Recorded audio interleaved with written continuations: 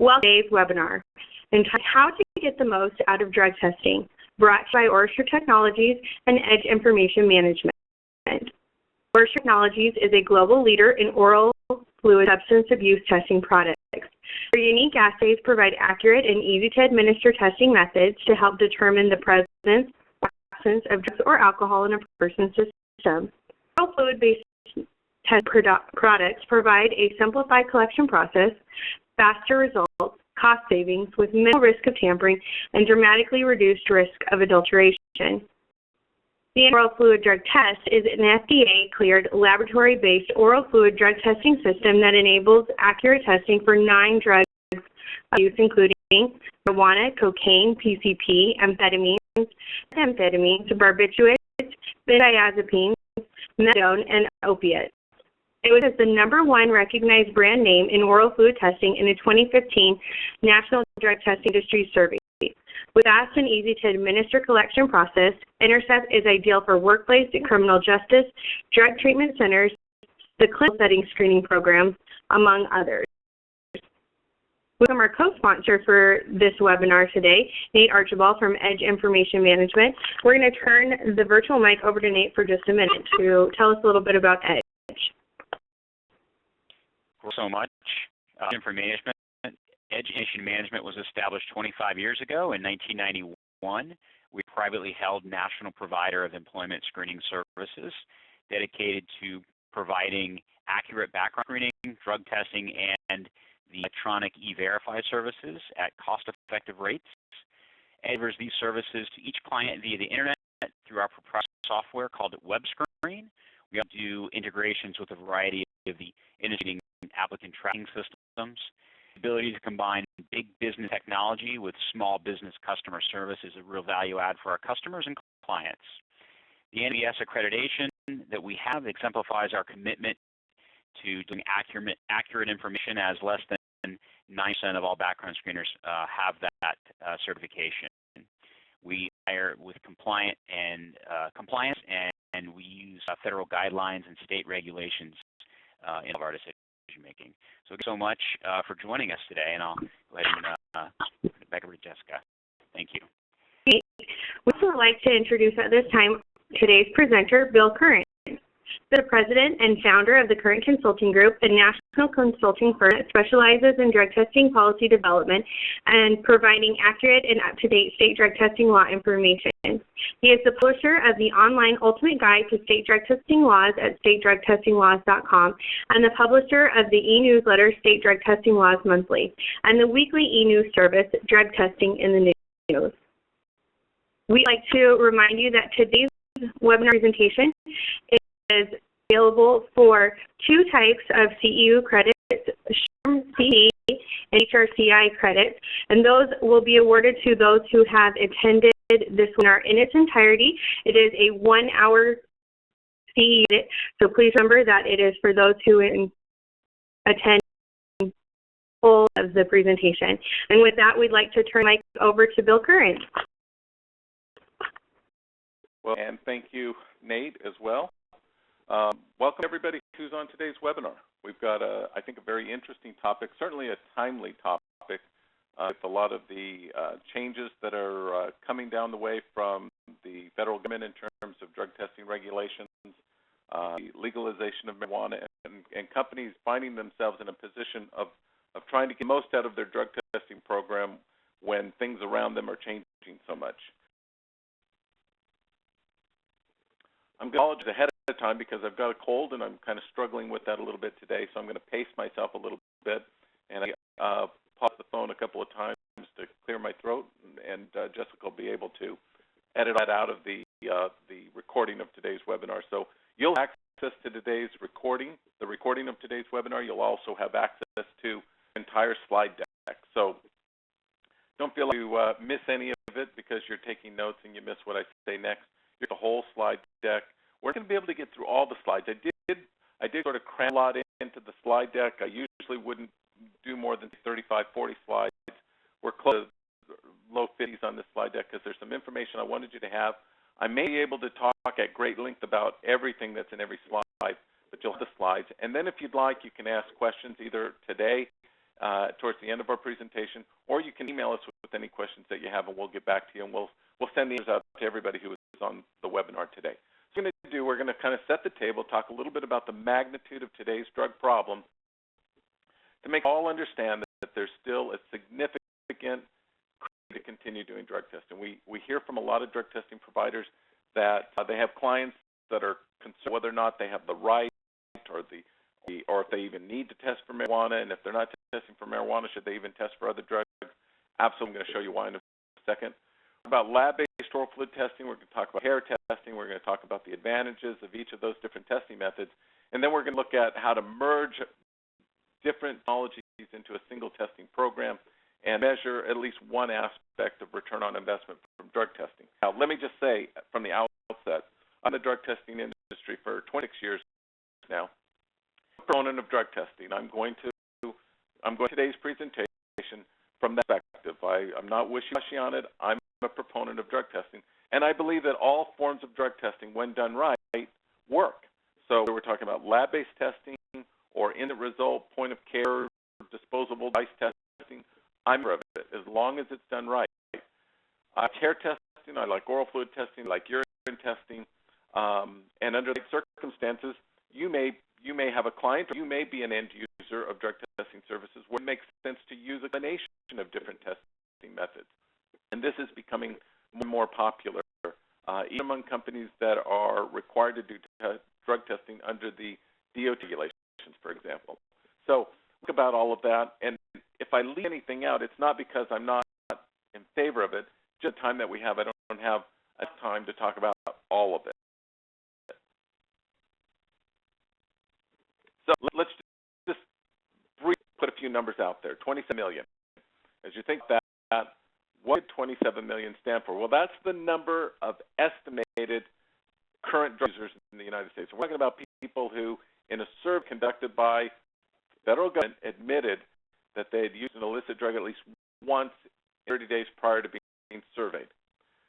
That's significantly up from near 24 million in 2013. So the government does this survey, they're phone call surveys.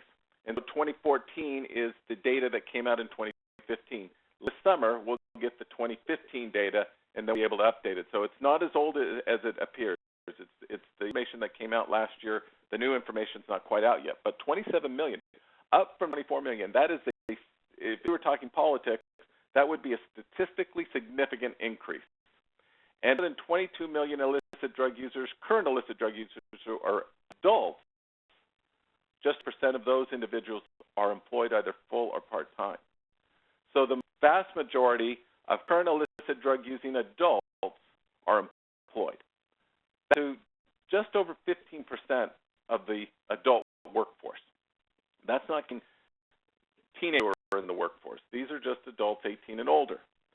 Now, among adults 18 and older who are unemployed, about 18% are current drug users. So about 15% of the total population of adults are current drug users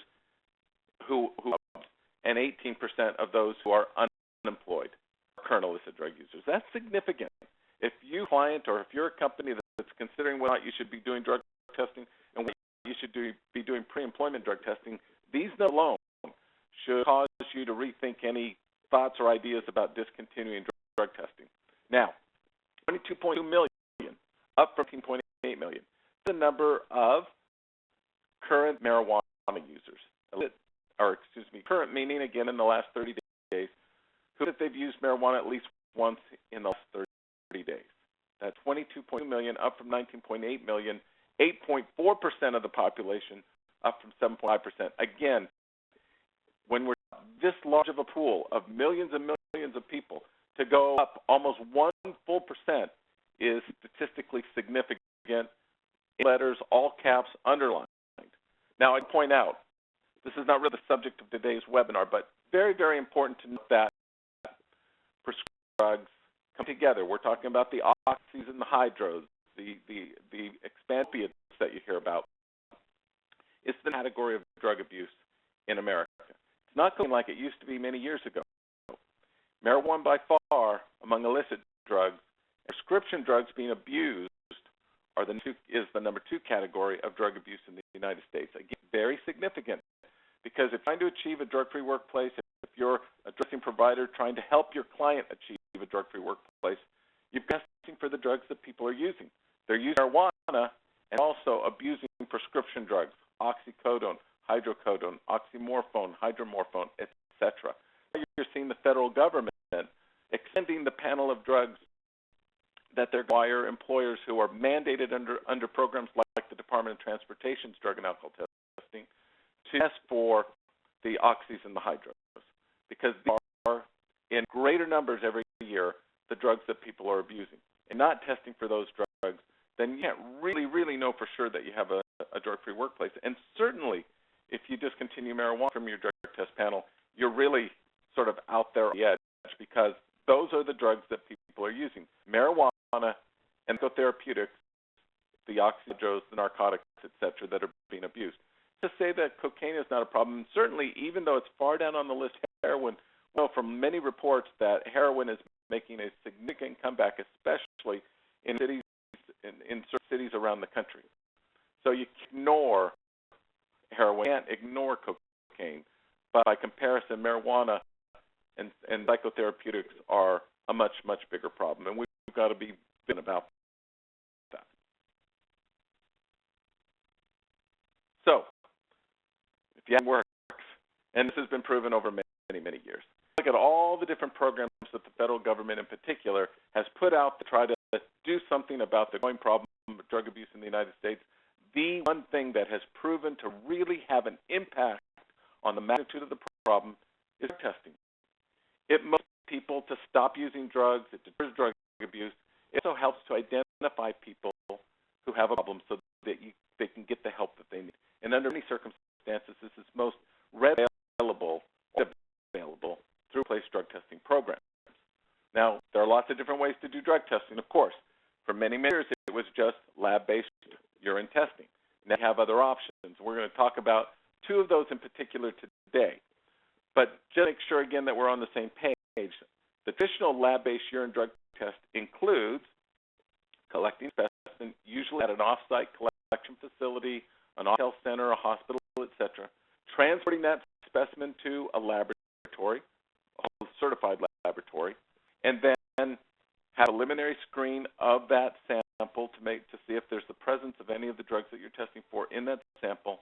If non-negative, meaning that preliminary screen is positive, then the lab is going to conduct a confirmation test.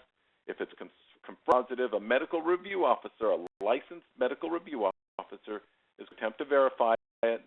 And once all that occurs and the result has been verified one way or the other, it'll get reported to the employer according to whatever state laws apply to you. And every step along this way, time, and it takes money. It's not necessarily a negative thing, because this may be the testing method that works best for you. This may make the most sense to you. You may have the ability to wait for the result for 12 to 36 hours, 24 to 36 hours.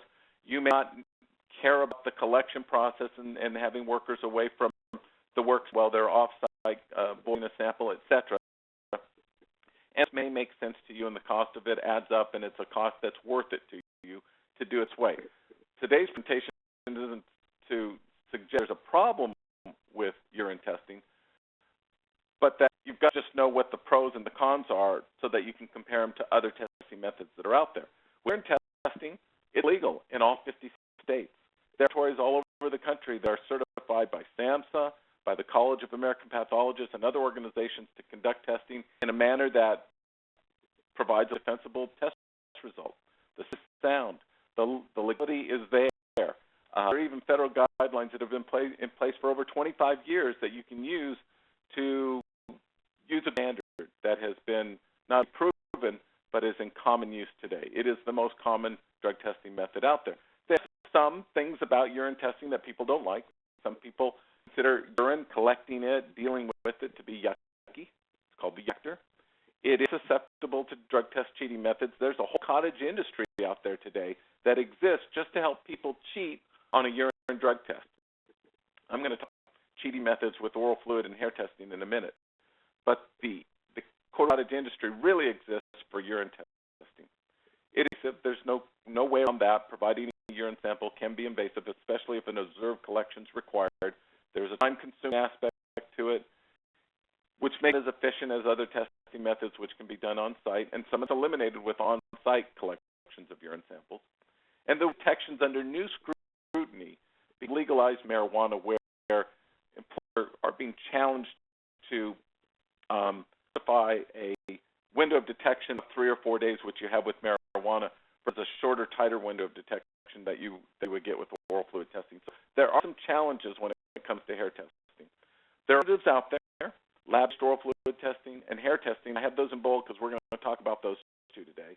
There's point of collection, urine testing. That's the instant result where you collect it on site, you see the result, and if it's positive, you send the sample off to a laboratory to be confirmed. With oral fluid, you have instant disposable, one-time use oral fluid testing devices. And then blood testing, which is not allowed in some states for workplace drug testing, is required under some circumstances. In Florida, for example, under the voluntary drug testing law that exists here in Florida where I live, blood alcohol testing is permitted. Same for Minnesota, I believe. I don't have it right in front of me. But very usual to have a blood drug testing program. May be appropriate under some post-accident scenarios, maybe actually written into some state drug testing laws, but unusual to find that. Let's talk lab-based oral fluid testing first, and then we'll move to hair testing. And if you have any questions about any other testing methods, I can entertain those for you today. If you want to know if it's legal in the state where you do business, etc., I can answer those questions today and answer out to you if we run out of time today. So if you want to know about any of these testing methods, it's fair game today. We'll start based oral fluid testing. So advantages, of course, for those who don't like urine testing, it's not urine. So that's one of the pros. It's near impossible to on an oral fluid test, whether it's instant oral fluid or lab-based oral fluid testing, but particularly with oral fluid testing where you're going to send that sample to a laboratory to be analyzed. It's a reuse indicator, and I'm going to explain why. I've got some slides coming up on that. Because the lab-based test and the science has been around for a long time, it ran an accurate lab-based result. That makes it just as legally defensible as a lab-based urine drug test result. And right now, lab-based oral fluid testing, according to state drug testing laws, not talking about federal regulations, is legal in all but 3 states. Maine and Hawaii have problems with lab-based oral fluid testing. Thirdly, it's that at the time that they wrote their laws, they didn't envision other testing methods. So lab-based oral fluid testing is not permitted because they wrote their laws in such a narrow way that it makes it seem as if only lab-based urine testing is permitted. I will say this, Maine has already moved to allow lab-based oral fluid testing. We moved to allow instant oral fluid testing. And we're just really left with Vermont that we don't know where they're going to go over the next year or 2 or 3. Some federal regulations that are coming out that are going to make oral fluid testing through a laboratory permitted under federal guidelines, and that will have an impact on various states, and I'll explain that too. But because it's so easy to collect an oral fluid sample, the time it takes to collect a sample for somebody to be off the job, not necessarily away from the workplace, is reduced significantly, and thus it affects the cost, the real cost of a drug test significantly. It reduces that time, and I've got a ROI chart coming up here in a minute. I mentioned the federal regulations. Back in May of last year, the federal government, SAMHSA, the Substance and Mental Health Services Administration, introduced proposed guidelines for lab-based oral fluid testing. They were published May 12th last year in the Federal Register. The proposed guidelines were subject to a public comment period that came and went, of course, and now they're in the process of finalizing those guidelines. In other words, they're going to make it possible for federal agencies that are mandated to do drug testing, not of private sector employees necessarily, but of public or federal employees, to have the option of choosing between lab-based urine and lab-based oral fluid testing. Now, the guideline came out, established standards and technical requirements for oral fluid collection devices. You'll notice an asterisk there. I'm going to come back to that. Oral fluid drug test, the screen, confirmatory oral fluid drug test, the confirmation test, and the MRO process of reviewing and verifying results. Now, many state drug testing laws the whole issue of drug testing guidelines or procedures. They punt that issue and instead defer to the federal government's 49 CFR Part 40. Reading a drug testing law at the state level, you might see it refer to 49 CFR Part 40. You might see it reference the SAM guidelines. You might see it reference DT regulations, etc. But they really are talking about one and the same thing, which is 49 CFR Part 40, which are the regulations that apply to federal drug testing programs and mandated drug testing programs like DOT. So the DOT, the Department of Transportation Drug and Alcohol Testing regulations, are governed by Part 40. Because they punted on this issue and simply defer to the federal guidelines, will automatically have lab-based oral fluid testing guidelines for their state once finalized by SAMHSA. It will establish, just like it did for urine lab-based testing, a standard for oral fluid testing. You'll see that just become the testing method required in many states that defer to Part 40. Other states, I think, will fall in line behind it, including at some point Vermont, which is one of the 3 states that were. But that happened with the states, Hawaii, and already said they're going to adopt these guidelines when they come out. So that's in the drug testing world. Some information about the accuracy, the window of detection, whether or not you can detect marijuana accurately in a fluid sample, and drug test cheating. But let me say that if you go back and you read those proposed guidelines that came out in May of last year, you get a ton of information on all of these topics. They did a tremendous amount of research, and they refer to lots of outside sources, peer-reviewed journals, scientific studies that were done. If you really get into the nitty-gritty and the federal government came to the conclusion that lab-based oral fluid testing was a viable alternative that they wanted to make available to regulated agencies and employers, you need to go back and read those proposed guidelines. They're chock full of great information. Let's see. I'm going to go through a similar thing with hair testing here in a minute as well. So, the presence of drugs in oral fluid is related to the amount of drug that's in the bloodstream at the time you collect an oral fluid sample. So, because of that, oral fluid is a blood test. It's scientifically, the people who are many times smarter than I in this industry would tell you it's a blood equivalent, or it yields a blood equivalent result. Blood testing, according to scientists in this industry, would tell you that blood is the gold standard of all gold standards for the technology and the science of drug testing. Oral fluid provides a blood equivalent result. Partly because with a fluid test, you can detect both the parent drug and not just the metabolite or the metabolic breakdown of that drug in the body. So you're getting the parent drug, the drug itself, or you're able to detect it, as well as the metabolite. And it makes it possible to detect recent use. In other words, somebody who has used drugs in the last 6 minutes could probably test positive with a fluid test, not with a urine test, and I've got a chart coming up to show you that. The scientific advancements in oral fluid testing, as well as the collection technology, the actual collection devices, have progressed to the point where there's really not a question about whether or not it yields a positive, an accurate result, or whether the integrity is questionable at all. That's all been resolved from a scientific standpoint, and it's in large point part of why the federal government has moved, after all these years, they have finally moved to develop regulations for lab-based oral fluid testing. But if you're looking at a product or a device out there, I would recommend that you ask the salesperson you're talking to for copies of an independent empirical data that backs up any accuracy claims that are being made by the provider. That device has certain clearances and certifications. D is FDA clearance. You want a collection device and you want assays, the drugs that are going to be tested for in the laboratory, to be FDA cleared to give you assurance that this is a program that has complete integrity. Okay, you're going to be dealing with laboratories in the future that are not only possibly certified by CAP, the College of American Pathologists, but in the future, once these federal regulations go into effect, you're going to be able to deal with laboratories that have SAMHSA certification for lab-based oral fluid testing. Right now, there's only SAMHSA certification for lab-based urine testing. That change in the very near future. Of course, you can for references, people who've used the product in your industry, so you can compare apples to apples. You also want to do your own research, so maybe you can get some product from the provider so you can do your own little pilot program, compare to the information that's in the package insert so you can see that it does perform the way that the package insert or the manufacturer claims it does.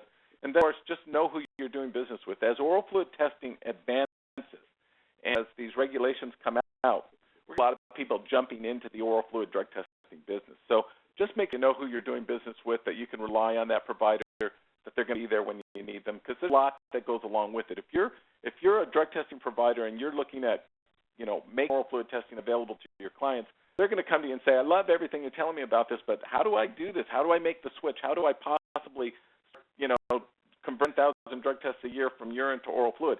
You're going to need to be able to back that up. You're going to be able to need to help them change their policy, train their supervisors, etc. There's a lot to it. And the questions that are going to come up are going to have to do with things that, when it comes to urine testing, were resolved. You go like the window of detection. The window of detection with oral fluid is very different than it is with urine and hair. All three have their own unique windows of detection. And those things are influenced by lots of different factors. For example, every drug has its own unique window of detection, and each specimen type has its own unique ability, hair versus oral fluid versus urine. Let's look at a chart here that kind of demonstrates it. So to the far left, where you see the red and the blue lines starting, over there, that's the point of drug use, when the person has entered the drugs into their system. With fluid, as you can see, the window of detection opens up almost immediately after somebody's used drugs. With yellow line, the urine window of detection, that's going to be a period of an hour, maybe two at the most, but it's not going to be immediate. There's going to be a little bit of a lag time before the drug is detectable in a urine sample because it has to metabolize. We're looking for the metabolite of the drug. With hair testing, as you can see, it's days before that window of detection opens up. If we're talking chronic drug user, of course, then at the point that you collect the hair sample, you're not going to wait necessarily 7 days, but you're going to get a much longer window of detection, going out about 90 days total. But if you're concerned about post-accident testing, reasonable suspicion testing, especially if you're in a state that's legalized marijuana, you're going to want a recent use indicator, which you're going to get the most bang for your buck in terms on the front end of the window of detection, with, if it's permitted in your state, but certainly with oral fluid. And you may want to consider a combination of these, which I'm going to talk about in a minute. Now, positivity rates are affected by that window of detection. So you get some positives on the front end of the window of detection with oral fluid that you're going to miss with urine and certainly with hair. But you get positives on the back end of the window of detection with urine that you might miss with oral fluid. Okay? So it depends on when the individual used the drugs and the cutoff levels that are being used. That's a very important factor when it comes to detecting certain drugs. And I've got a chart coming up on that in a second. But if you look at this one study that was done over 4.5 million drug test samples, which is the OraSure device, but it represents lab-based oral fluid testing in that middle column, and urinalysis, lab-based urine testing. You can see the overall positivity rate on that second line there, overall positive rate, with lab-based oral fluid testing 4.1% and with urine 4.4%. Very, very close, not statistically that from one another. But if you look down a little bit, you'll see that the real difference was in the area of amphetamine. With lab-based oral fluid testing, 0.17%, with urine, 0.42%. And that's the difference maker right there, because in every other category, as you'll see, except for CP, the positive rate with lab-based oral fluid testing was higher than with urine testing. And go to that white layer that says THC. That's the psychoactive ingredient in marijuana. THC 2.5% positives with lab-based oral fluid testing, 2.3% with urine testing. Again, not statistically significant in terms of a wide difference between the two, but it does show that the accuracy of detecting THC in an oral fluid sample that's been analyzed by a laboratory is equal to, if not just slightly above, that of lab-based urine testing. So the positivity rate affected by the window of detection, sure, but the window of detection not too short to get you the type of results or positivity results than used to getting if you're just doing urine testing.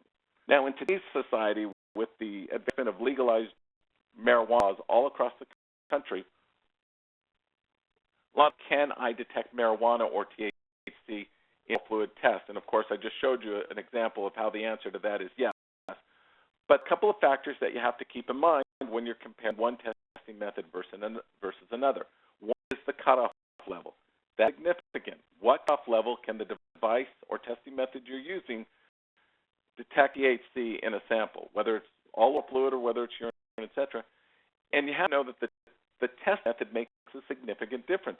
If you're talking about lab-based oral fluid testing versus POCT or instant result oral fluid testing, the ability to detect THC is significantly impacted by that cutoff level. So you've got to ask those questions when you're looking at different products and different devices, even if it's within the same sample family, oral fluid, for example. Oral fluid testing and POCT oral fluid testing are very different. Now, in front of you, the blue bars represent positivity rates. Okay, so you can see that 80% of all the THC positives in this study of oral fluid test results, 80% of them were below 50 nanograms per milliliter. So in other words, if you're dealing with a device that has a cutoff for THC above 50, then tiny little blue bars to the right of the red dotted line are the positives you're going to get. You can see by comparison, they're not very high. To the left of the dotted red line, you can see that's where the majority of the positives are, and actually the vast majority of them are below 25, 20 nanograms per milliliter. Meaning the majority of positives are to be detected down in that lower range of about 20, 25, certainly below 25, 20, 15 nanograms per milliliter is where you're going to see the vast majority of positives for THC. So if you're using a testing method or a testing device that has a higher cutoff level, and the sensitivity is not there to detect THC at those lower cutoffs, then you're not going to get the kind of positives for marijuana that you're possibly used to getting even with the urine testing program. So the lab-based testing is where you're going to get those really lower cutoff levels. You're looking at, like with the Osher device, your testing method, you're looking at down there at the 3 nanogram per milliliter level versus typical instant oral fluid testing devices, which are at the 40, 50 or cutoff level. Now, let me point out, that'll be what you need. You just need an instant oral fluid testing system so you can get an instant result and be able to move on with a hiring decision or a disciplinary decision, etc. Sometimes that's what you need, and it fits in perfect with the industry that you're in. Other times you may have the time to wait for a lab-based result, and you're going to want it to have an accuracy level that's comparable to urine testing, and so you're going to want lab-based oral fluid testing in those situations. And this is a little bit about the difference between cutoff levels and detecting THC. Let me just quickly, so I don't shortchange hair testing in today's time that we have, that drug testing is nearly impossible to do with oral fluid testing. It is almost impossible with hair testing too, as I'm going to show you. But it's not a major concern when it comes to oral fluid testing, and you find that in the proposed guidelines that came out from SAMHSA last year, where they said that was one of the number 1 or 2 or 3 reasons why they were interested in oral fluid testing, because testing in the traditional urine testing world has become a cottage industry, and that's a major concern. And you can do all kinds of things to try to avoid it, but it's still there. And fine.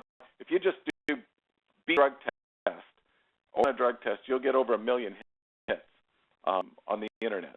With oral fluid testing, you'll get very few. And as you read them, you find out, just like I've got here some samples, it just doesn't make sense, right? Try to avoid the test. If you're being tested with oral fluid, try to avoid the test. Avoid saliva and perform the steps requested by your instructor. Like that bottom one.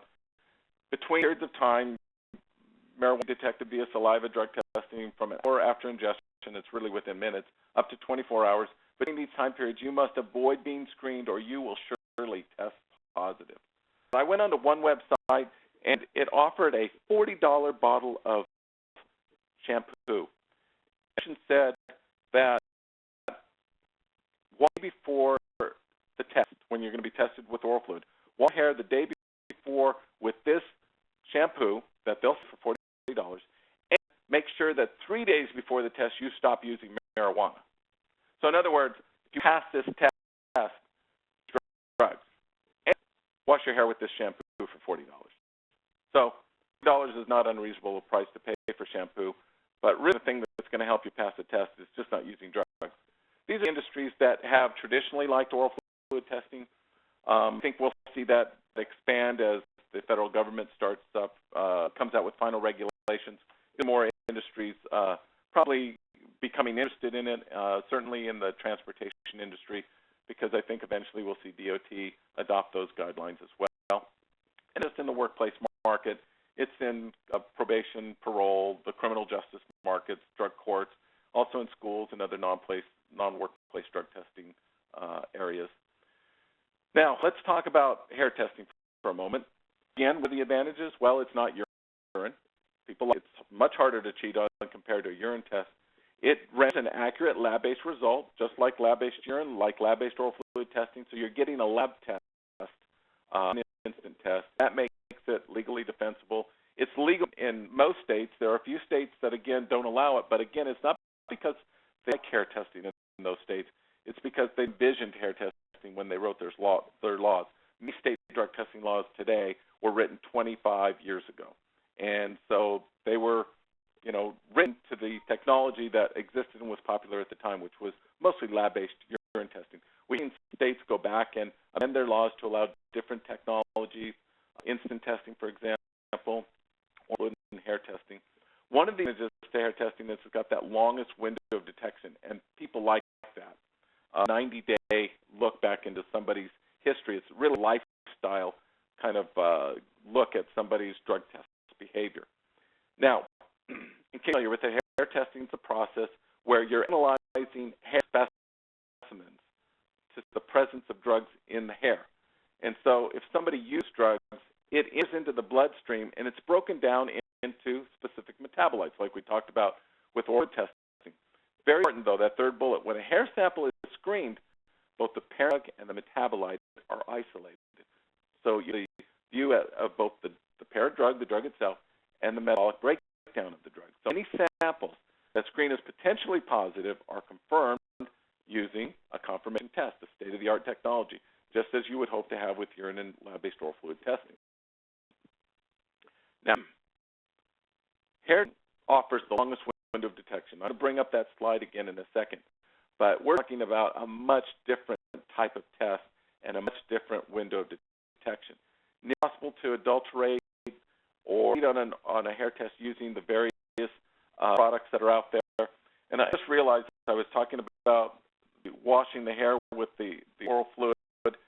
I got my two testing methods mixed up, so we'll go back and correct that when we edit the program. With oral fluid testing, the advice was stop using drugs and let them have your oral fluid sample. With hair testing, they offer you a $40 bottle of shampoo and stop using drugs as well. In other words, the shampoo doesn't really do anything to cleanse the hair and help you cheat on a hair drug test. It's just not going to be there. With the window of detection, we concentrated on blood, oral fluid, and urine before, but look at hair. So it's just that the window of detection doesn't open up for a period of days. That's true. But with chronic drug users, they're going to have drugs in their hair or in that sample of hair that you take for an overlapping period of time that's not going to really cause a great concern to you. That window of detection not opening up for several days is not going to be a real concern to you if you're doing, say, a pre-employment drug testing. You're looking for lifestyle. If you know somebody use drugs in a post-accident reasonable suspicion scenario,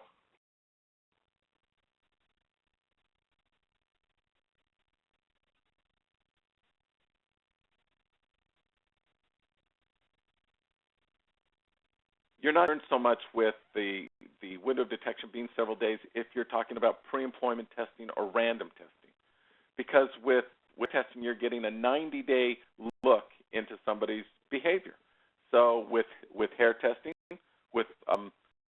if you're using random testing and pre-employment testing in particular, that seems ideal for that.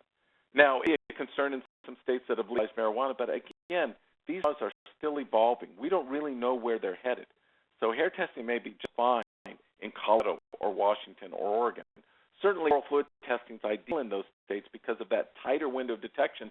Somebody can't claim on Tuesday that they used drugs the last time on Friday when they tested positive with an oral fluid sample, because that 24-hour window of detection, they'll go back 4 or 5 days. If somebody comes back from their lunch break reeking of marijuana and you test them with oral fluid, it's going to be able to tell you whether or not the person used drugs in the last 15 minutes or so, because it's got that immediate detection ability, that recent use detection ability that you get with urine, you don't get with hair. But again, if we're talking about, depending on the type of testing method that we're talking about, that may not be your number one concern. So, quickly, issues with hair testing are the science, some of the exceptions that are out there, like the ethnicity of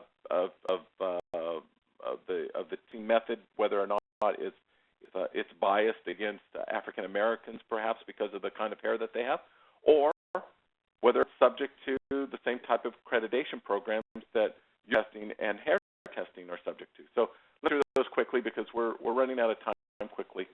There are hundreds of studies out there. I have a book that is filled with studies from all around the world on hair testing, and all of them compare favorably with urine and oral fluid testing in terms of the accuracy and the scientific supportability of testing. That's really not the issue with hair testing. It is proven to be scientifically supportable and valid, and the results are legally defensible. There are many studies out there that make that point. And there are different federal agencies and private employers that hair testing now, not only in the United States, but in the world. In other countries, urine or oral fluid testing and hair testing are the testing methods of choice because they don't have the 49 CFR Part 40 or the DOT regulations that we're used to having here. So as those countries started getting into drug testing in the workplace, they didn't have 25 years of limited drug testing or regulations to urine testing, so open to new and more advanced testing technologies like hair testing, like oral fluid testing. So you see that more popularly around different parts of the world, other countries. And there are legal standards, even in the United States, the Frye Rule, the Federal Rules of Evidence, and the Daubert Rule, that have been used to support the legal defensibility of hair testing.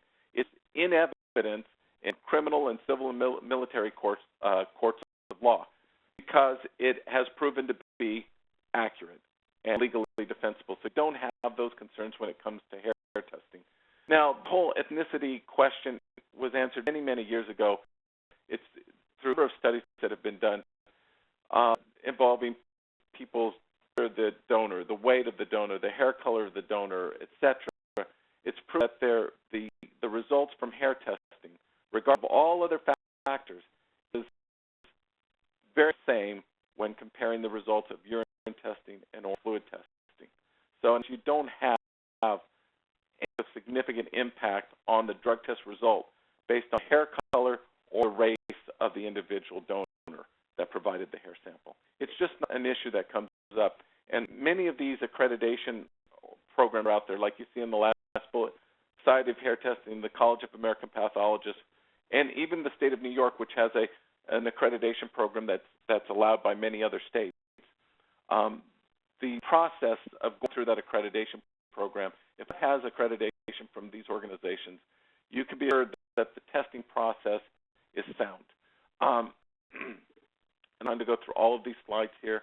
These are some pretty significant information, just in terms of sort of providing a level of comfort to those who are going to use hair testing and wonder whether or not it's really going to be, if it'll work. And by work, I mean, is it practical? Is it legal? Is it scientifically supportable?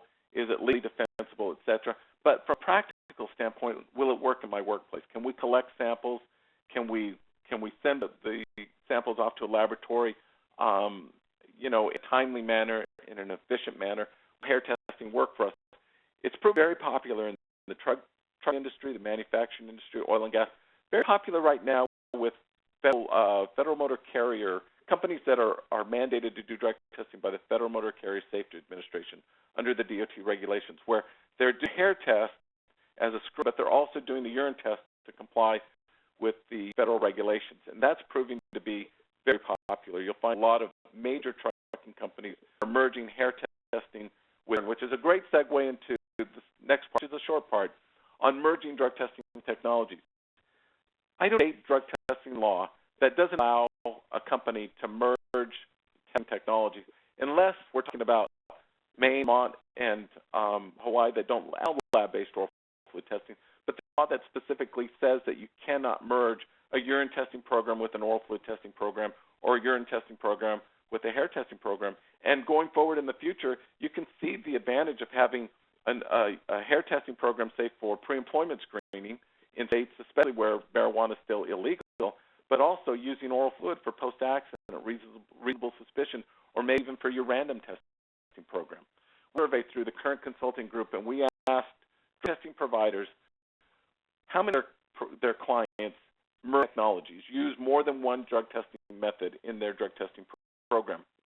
9% of the respondents to our survey said between 5 and 10% of their clients currently merge technologies. Another 9% said that between 20 and 50% of their clients utilize more than one drug testing method. So that's becoming very popular. In the proposed guidelines for lab-based oral fluid testing, they encourage merging urine and oral fluid testing in a single program. I'm going to quote from the proposed guidelines. In the event that an individual is unable to provide an oral fluid specimen, the federal agency may authorize the collection of a urine specimen. So if for whatever reason, dry mouth syndrome or whatever, the individual is not able to provide an oral fluid sample, the agency, or in this case the employer, can revert to urine testing. Quote again, option to collect a urine specimen in the event that the donor cannot provide an oral fluid specimen, and vice versa. That's a quote, and vice versa. With both the need to reschedule a collection and the need for the MR to arrange a medical evaluation of their inability to provide a specimen. In other words, shy bladder exams go away, and dry mouth exams, so to speak, don't really have that right now because it's not in the federal regulations. But the need to do have a medical exam on an individual to prove that they really do have dry mouth syndrome, that goes away because you can simply refer to the other testing method.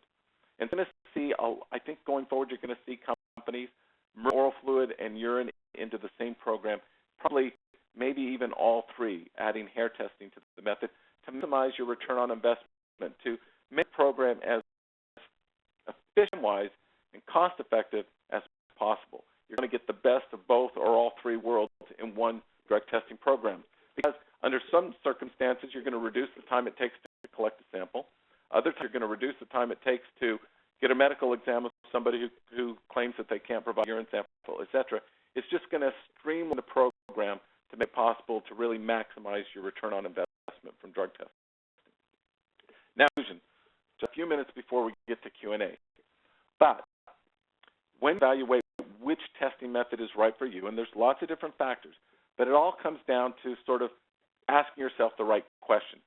Why do you want to do drug testing? Or what do you hope to get out of your drug testing program? Because that question will determine who you test, when, and importantly, how you drug test. Why you do drug testing determines whether oral fluid is best for you, whether hair testing is best for you, or urine testing is best for you. You fall under the federal regulations and you're mandated by DOT to do drug testing, you have to do lab-based urine testing. The coming when the feds will allow lab-based oral fluid testing, and I predict right now, and there's all kinds of indicators out there, that the day's coming when the federal government's going to allow hair testing also. They're catching technology a little bit, right? So we're very proud of the federal government. They're just 10 years behind the private sector, maybe a little bit more than that, but catching up, and that's a good thing. The day's coming when, even under the DOT regulations, I believe you're going to be able to choose between urine, oral fluid, and hair. Of course, these are all based tests at this point. But which testing method is best for you?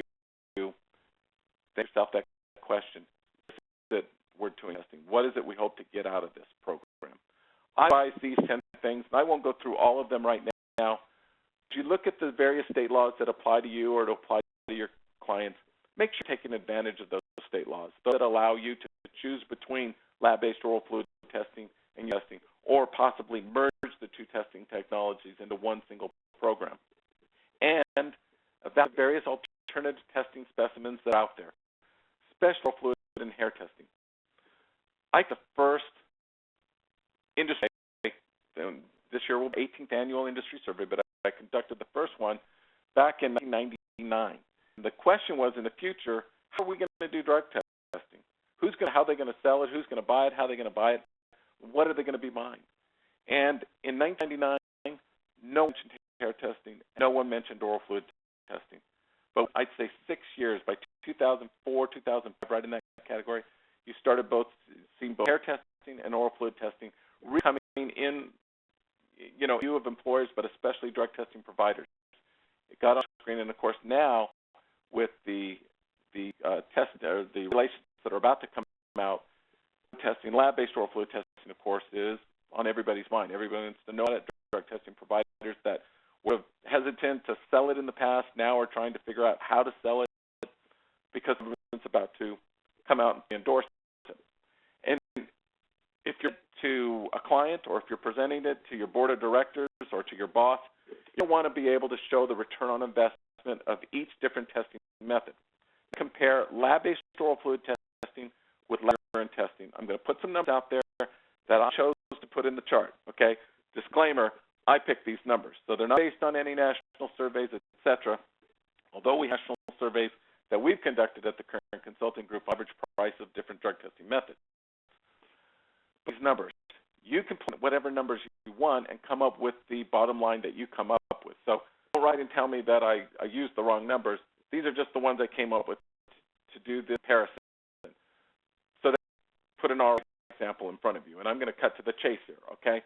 So we've got the dollar cost of the drug test itself, okay? So the price to the end user on that first white line there for a urine test is $18. The price again for the lab analysis, $27 for urine. That's the orange, the kind of beige column there. It's $35 for a fluid test. Want anything in the collection column?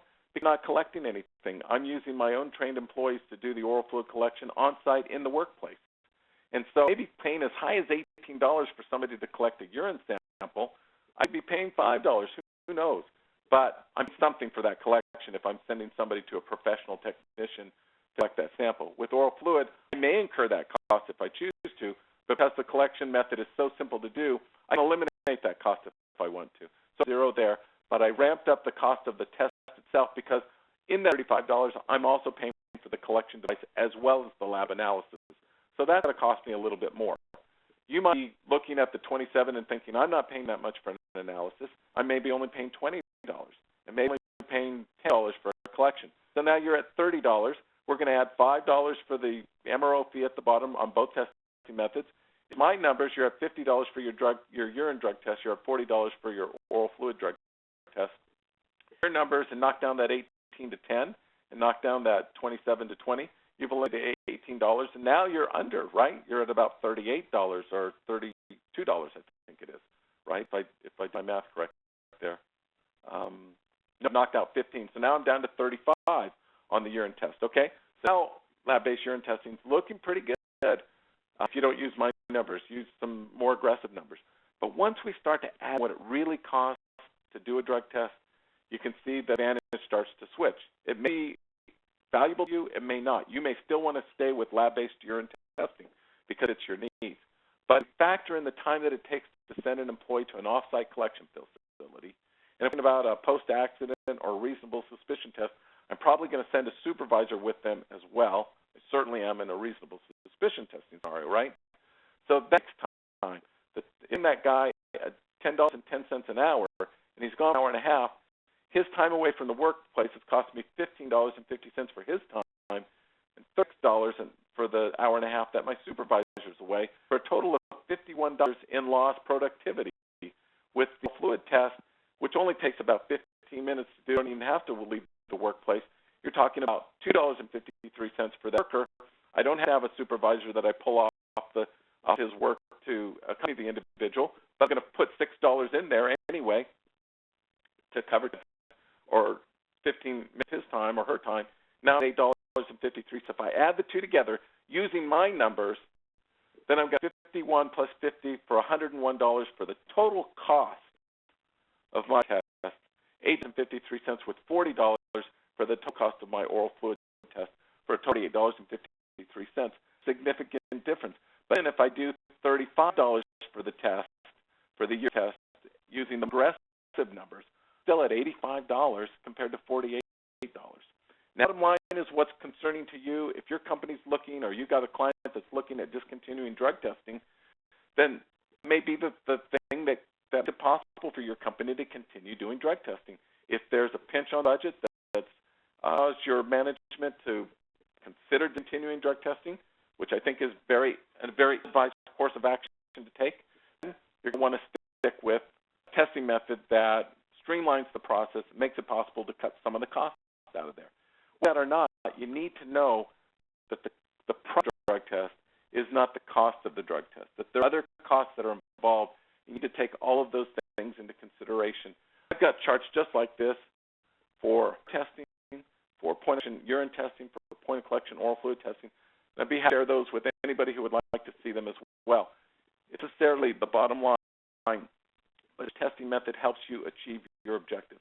That's what you're looking for when you decide which testing method is best for you. And so let's take a drink of water, and then we'll entertain some questions, because I see we've got a few minutes left.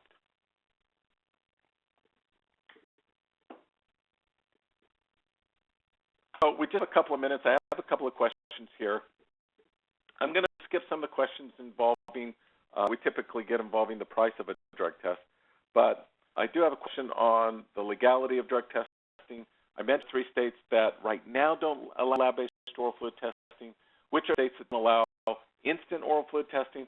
Well, those are the states that simply allow instant testing generally. You're talking about states like Minnesota, for example, which requires all drug tests to take place laboratory, Oklahoma, Kansas.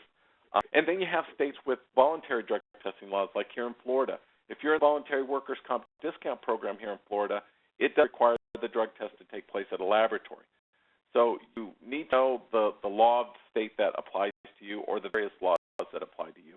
Another that I'll bring up that's interesting when it comes to state law testing methods is, what about an unemployment comp laws? And you have to know those laws too, because many of those state workers' comp and unemployment comp laws do have drug testing requirements or regulations written into them. And so some are very specific about using lab-based. It's almost a given. But some of them are very specific about the specimen that's being used.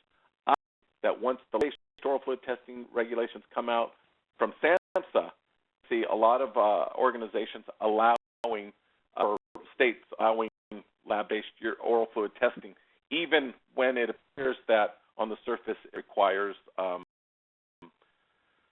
urine testing. One more question. This is really important. This is very timely. OSHA recently came out with regulations in August that, go into effect in August, that surface to really put a stranglehold on post-accident drug testing. Essentially, we're going to cap it, declare that for a post-accident drug test, you must also have the suspicion of use, or reasonable suspicion that drugs were the cause of the accident, that somebody who was involved in the accident, or more specifically, who may have caused the accident or contributed to the cause of the accident, was under the influence of drugs at that time. Many drug testing laws already have that requirement in them. Some do. And many workers' comp laws already have that requirement built into them. Plus, OSHA has taken this route, and we've seen a lot of on the internet that right now it appears that OSHA is against post-accident drug testing. That is not the case. Post-accident drug testing is not prohibited under new OSHA regulations. But if concerned about the employee to know what somebody was using, if they were under influence at the time of the accident, that's another vote in favor of lab-based oral fluid testing, right? Lab-based, because you're going to want that lab result, so you've got the 100% legal defensibility, especially if you're using one of these labs that'll be certified under the SAMHSA guidelines. And also you're using a product that's FDA cleared and with FDA assays as well. but also because the window of detection is much tighter. So with that recent use indicator from last oral fluid testing from the oral fluid sample that we talked about earlier, but you're going to get a look back beyond, say, 24 hours into that individual's lifestyle. So if somebody was involved in an accident, and you test them with oral fluid and they test positive, that means they used the drug within the last 24 hours, let's say, okay? Maybe even tighter window of detection under some circumstances with THC. Thus, the point is that you can start to create a connection between drug test results and whether that person had drugs in their system at the time of the accident. You get away from the word or the term impairment because the system has determined that a drug test result does not, from a legal perspective, prove impairment. But if you put into your policy that the definition of being under the influence includes a positive drug test result, and you get a positive result from an oral fluid drug test, then you can say, according to your policy and the definition of under the influence in your policy, that this individual had drugs in their system at the time they caused the accident. And I think that creates a very strong argument in favor of lab-based oral fluid testing for post-accident testing, especially in states legalized marijuana, but certainly in light of these new OSHA regulations. We don't know all that's going to come from the OSHA regulations yet. There certainly will be challenges to them. I'm certain of that. But we know that if you're concerned about it, don't stop doing post-accident drug testing. That would be very foolish, especially if you're going to try to challenge a work comp claim.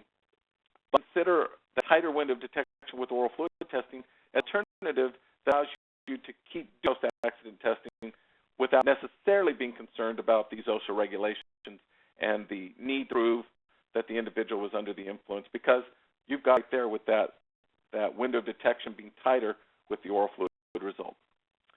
And now I did a few minutes early. Now I say I'm a few minutes over. Thank you to everyone who's joined today's webinar. Thank you to OraSure Technologies and to Edge Information Management for hosting and sponsoring today's webinar.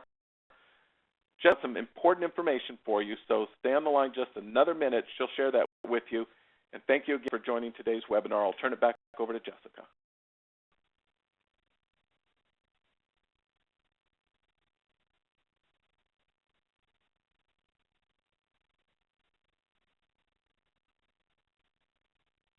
Very much, Bill. And on behalf of OraSure Technologies and Edge Information Management, we hope that you have found today's presentation informative and helpful.